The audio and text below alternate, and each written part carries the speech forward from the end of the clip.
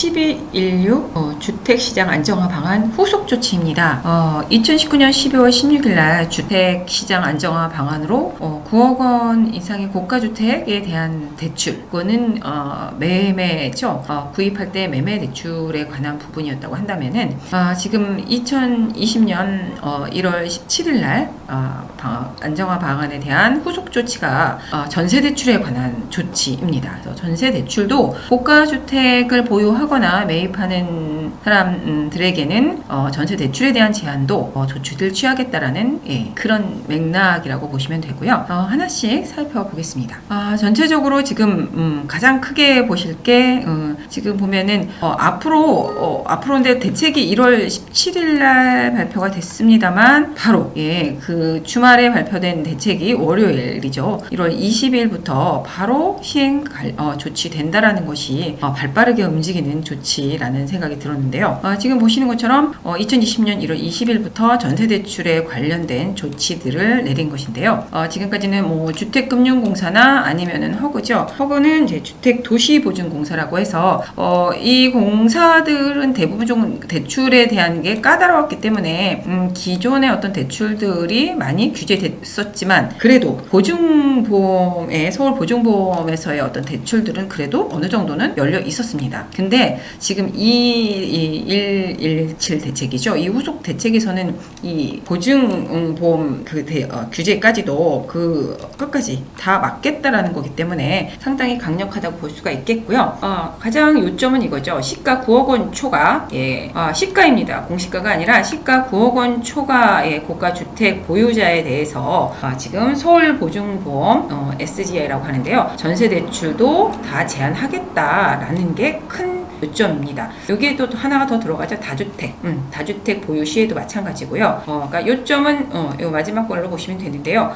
보증부 전세 대출을 받은 후에 그 고가주택 매입이나 다주택을 보유했을 때는 전세 대출을 회수하겠다는 거예요. 그러니까 유예를 그 전에는 대출을 연장하거나 하는 것들을 안 해주겠다고 하는 건데 더 강력하게 아예 그 회수를 하겠다. 이 대출을 받고 보증부 대출을 받고서 그 이후에 고가주택, 그러니까 9억 원이 초과하는 시가 9억 원이 초과하는 고가주택이나 아니면은 주택을 더 다주택으로 보유하게 될 시에는 바로 회수를 하겠다라는 게 가장 큰 요점입니다. 그리고 지금 시가 9억 원 초과라고 했는데요. 그 고가주택의 기준이 좀 더 강력해진 게 그 시세가 있습니다. 우리가 보통 주택 시세를 보면은 KB 시세하고 그다음에 감정원 시세가 있습니다. 그럼 이 시세 중에 시세가 약간씩 다르죠. 두 곳의 기관에서 시세가 다른데 이 두 시세 중에 높은 쪽에 가격을 적용하겠다라는 거예요. 그러니까 좀 더 보수적으로 범위를 잡는다고 보시면 되죠. 높은 쪽으로 잡는다라는 거. 그리고 이제 전세 대출의 이제 신규 신청이나 또 그 만기 연장 같은 경우에도 그 신청일 연장에서 그 시세 기준으로 판단을 한다는 거. 그러니까 신청일, 그러니까 대출 신청일에서 그날 바로 전날까지는 아니었는데 다음날 시세가 바뀌었다. 그럼 그때 기준입니다. 굉장히 강력한 그런 기준이에요. 엄격한 기준이라고 말씀드릴 수 있겠습니다. 그리고 회수 규제 적용 시에도 마찬가지예요. 주택 그 취득일의 그 시세를 기준으로 그 당시에 기준으로 한다는 거예요. 그래서 요거 주의해서 보시면 되겠고요. 그 다음에 전체적으로 그 시가 9억 원 초과 고가 주택 보유에 대해서 지금 SGI 전세 대출 보증보험 제한에 대한 적용 범위를 한번 보세요. 언제부터 시작을 하는지인데요. 적용 범위는 2020년 1월 20일 이후에요. 이 이후에 전세 대출 신청 차주에게 적용이 됩니다. 근데 그 경과 조치라는 부분이 항상 들어가게 되는데요. 그러니까 이 전에 경우에는 어떻게 또 조치가 되는지 보실 텐데요. 앞으로 될 것들은 주의를 해서 한다지만 이미 그 전에 했던 것들에 대해서는 어떻게 조치를 하는지를 또 눈여겨 보셔야 될 것 같아요. 지금 서울보증보험 전세대출 보증을 이미 이용 중인 그 고가 주택을 보유하고 있는 차주에 대해서는 앞으로 그 만기 그 연장이 그러니까 대출 보증 연장이 허용되었던 것이었습니다만 이게 이제 안 되는 거죠. 이미 되었던 것들은 그러니까 만기 시에는 그는 대출 보증 연장이 그래도 허용이 됐었습니다. 그 전에 한 거는 허용이 된다는 거예요. 그러니까 했던 것들은 만기 연장이 되지만 앞으로가 이제 중요하죠. 이전에 이후에 하신 분들은 전세 이사를 하거나 아니면은 여기 보시는 것처럼 전세 대출 증액이 이제 수반이 되거나 전세금 올려달라고 하거나 할 때 그 연장을 해가지고 그 전세 금액을 쓸 수 없게 된다라는 겁니다. 이 부분을 주의해서 보시면 될 것 같아요.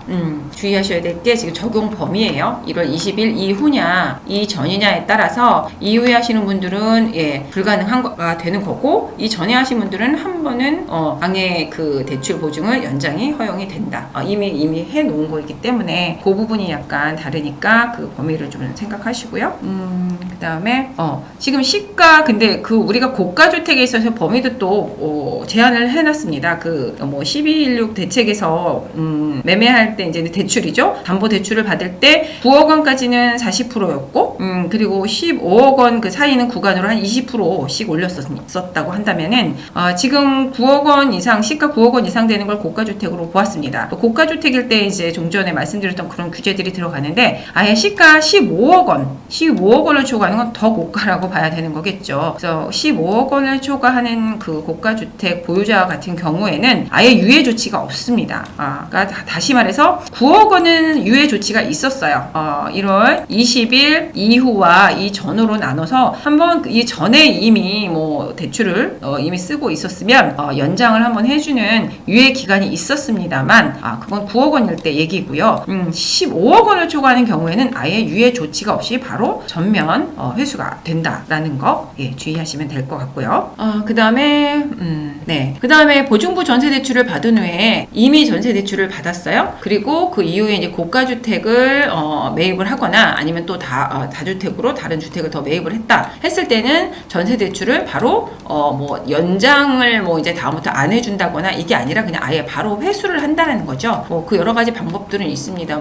우리가 담보 대출 받았을 때 원리금 상환을 한다든가 이런 식으로 해서 회수를 하잖아요. 그런 식으로 바로 회수를 한다는 거죠. 그래서 보시면 적용 범위도 이것도 2020년 1월 20일 이후에 전세 대출을 신청한 차주 같은 경우에는 그 이후에 또 다시 고가 주택이나 다주택을 보유하게 됐을 때에는 바로 회수가 된다는 것이고요. 경과 조치는 여기에도 있습니다. 그러니까 이전에 하신 분들 1월 20일 이전에 전세 대출 그 보증을 이용하고 있는 차주가 그 시행일 이후 고가 주택을 취득하거나 다주택이 된 경우는 전세 대출 즉시 회수 대상은 아니나 만기 시에는 대출 연장이 제한된다. 이 부분이죠. 이 이후에, 그러니까 이미 대출 신청을 20일 이후에 했다. 그리고 고가 주택이나 다주택이 되었다 했을 때에는 바로 회수가 되는 거고, 1월 20일 전에 이미 전세 대출 보증을 받고 있었는데 내가 고가 주택이나 다주택이 되었다 했을 때에는 만기 연장이 안 된다. 그러니까 대출 연장이 안 된다는 거죠. 만기 시에는. 그게 요점입니다.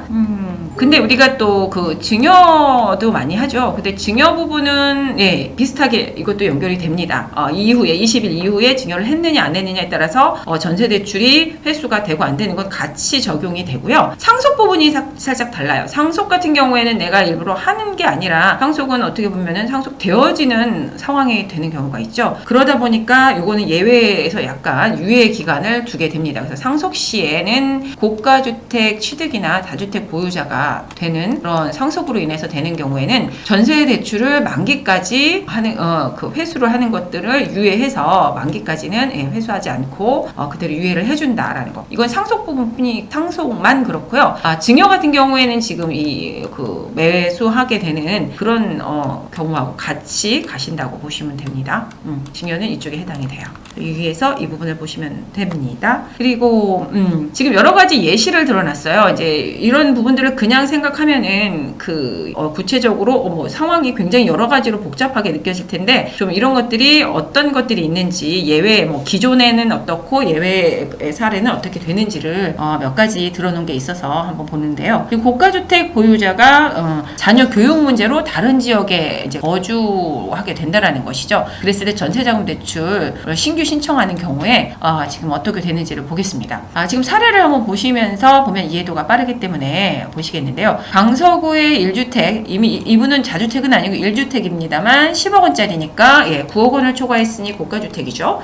보유자 A씨가 자녀 교육 문제로 본인 집을 전세 주고 본인 집을 전세 준 게 한 6억 원이에요. 근데 이제 강남으로 자녀 교육을 위해서 갔습니다. 그러니까 20년 3월이면은 1월 20일 이후가 되는 거죠. 네. 그러면서 강남 분당구에 있는 전세 집이 8억 원이다 보니 2억 원이 부족해서 전세 대출을 받으려고 해요. 이럴 경우에 기존에는 지금 주택금융공사나 아니면은 지금 주택도시보증공사죠. 혹은 그 대출 보증 이용이 제한되었었어요. 이미 911이라고 하죠. 그러니까 111 대책이라고 했나? 그때 이미 오래전에 그 좀 공사들은 대부분 제한들이 되었었죠. 보수적으로. 그래서 대부분이 어떤 보증보 대출들을 바로 서울 보증보험에서 대출을 해줬었습니다. 근데 요점은 이 부분이죠. 보증보험에서 그러니까 SGI에서 대출 보증이 전에는 가능했던 것들이 앞으로는 안 된다라는 게 팩트예요. 보시는 것처럼 향후에는 1월 20일 이후라고 했으니 지금 이 예시에서 2월 3일 그러니까 3월이라고 했네요. 2000년 3월이다. 2020년 3월이다 했으니까 이미 1월 20일 이후죠. 그 이후에 이제 이렇게 부족한 부분을 대출을 받으려고 했을 때 그 전에는 SGI에서는 해줬습니다만 이제는 그것도 안 된다라는 거예요.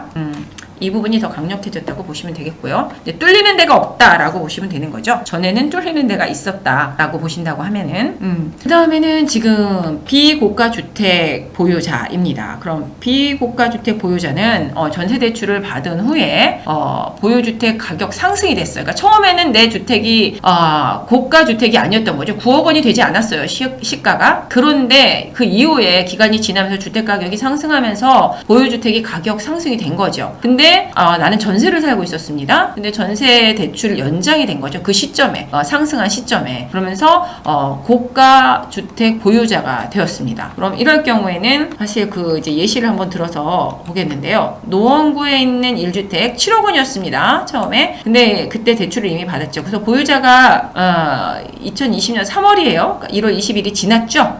이후에 전세 대출을 2억 원을 받아서 목동에 6억 원 전세에 거주를 했습니다. 근데 2022년 만기가 됐어요. 22년 3월에 전세 대출 연장이 필요해요. 이제 더 살아야 될 것 같아서 그래서 연장을 하려고 할 때 그 시점에 노원구에 있는 주택이 7억 원짜리가 9억 원이 됐습니다. 이렇게 상승이 되어버린 거죠. 그랬을 때 연장이 기존에는 어땠느냐? 기존에는 이게 연장이 가능했어요. 역시나 그 주택금융공사나 아니면은 주택도시보증공사라고 하는 허그에서는 안 됐었고요. 바로 SGI 그러니까 서울보증보험에서는 됐었습니다. 이게 가능했었는데 이 부분도 막힌다. 제일 처음에 제가 서두에서 말씀드렸던 것처럼 SGI에서 그 대부분 좀 어느 정도 뚫렸던 부분이라고 해야 되나요?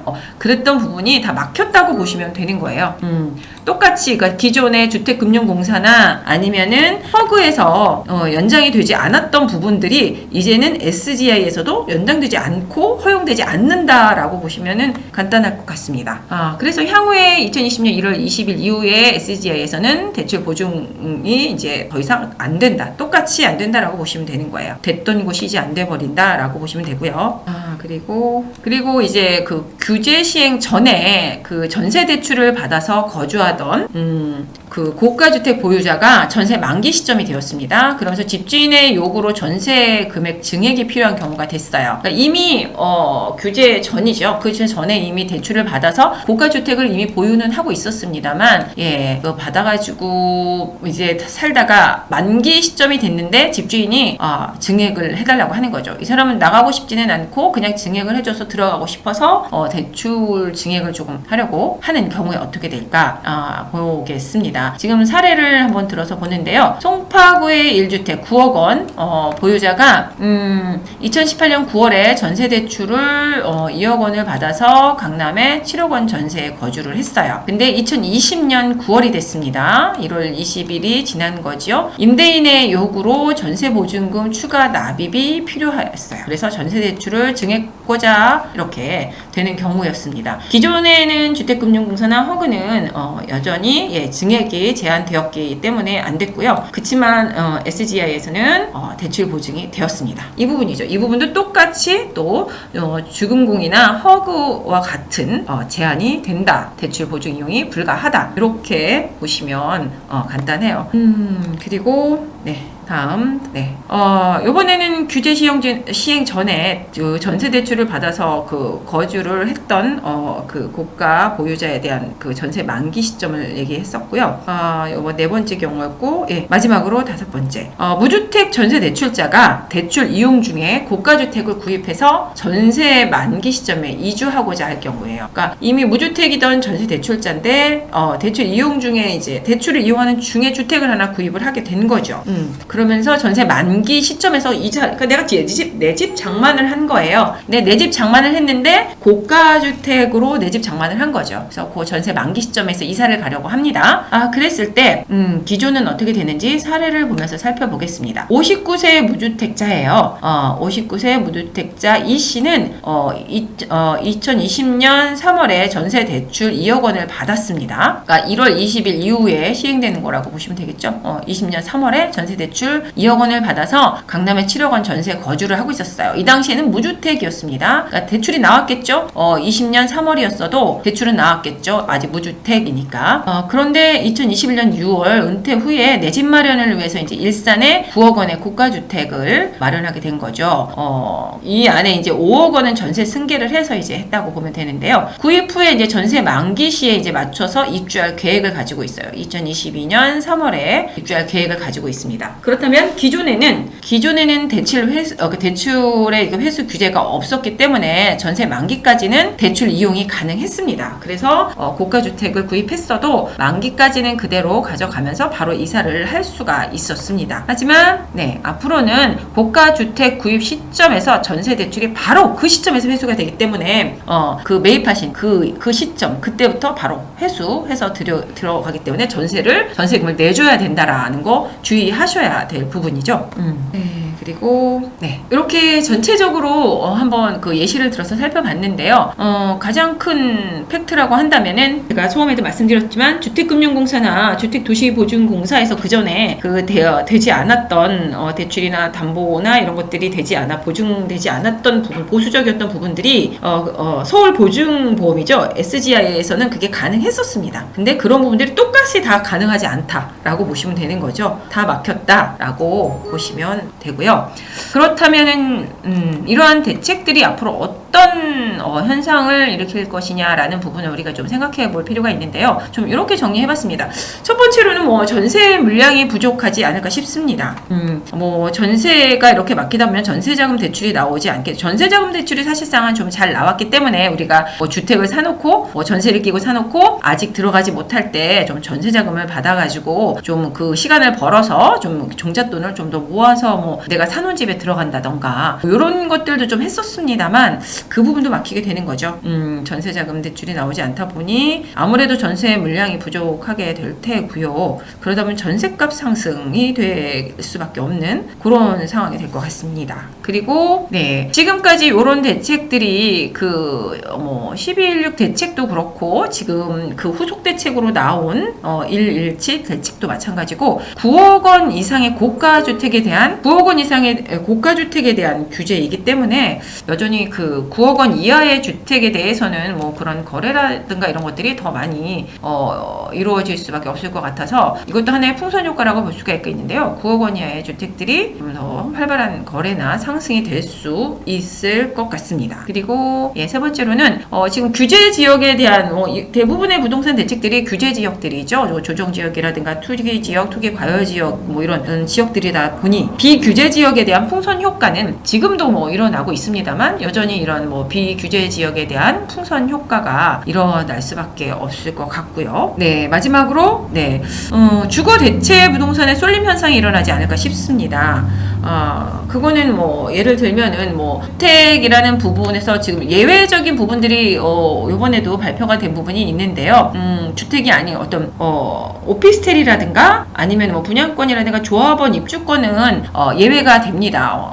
다주택으로라든가 고가주택에 들어가는 부분에 있어서 고가의 오피스텔 이런 것들은 예외가 되는 걸로 돼 있기 때문에 그 주거 대체가 될 수가 있죠. 오피스텔이 요즘에는 투룸이라든가 아니면 넓은 평형대의 아파트 못지않은 그런 형태로 나오면서 어떤 주택의 대체로 좀 많이 이용되게 되는데 그 부분에서 살짝 빠지게 되기 때문에 주거 대체 부동산이 쏠림 현상이 일어나고 있고 많이들 또 찾는 그런 경향이 있는 것 같습니다. 지금까지 간단하게 지금 뭐 대책 1216 대책 후속 대책에 대한 전세 자금에 대한 뭐 대책들인데요. 그에 따라 간단히 알아봤고 앞으로 뭐 주택 구입이라든가 전세를 또 이전해야 된다든가 하시는 분들, 만기 다가오시는 분들 좀 더 살펴보신 후에 대책 마련하시고요. 그 이후에 어떤 정책적인 부분인 이렇게 흐를 거라고 제가 간단하게 뭐 총평 살펴봤습니다. 네, 지금까지 부동산 유튜브 채널의 집 사면 흥아리였고요. 도움이 되셨다면 구독하기와 좋아요 부탁드리겠습니다.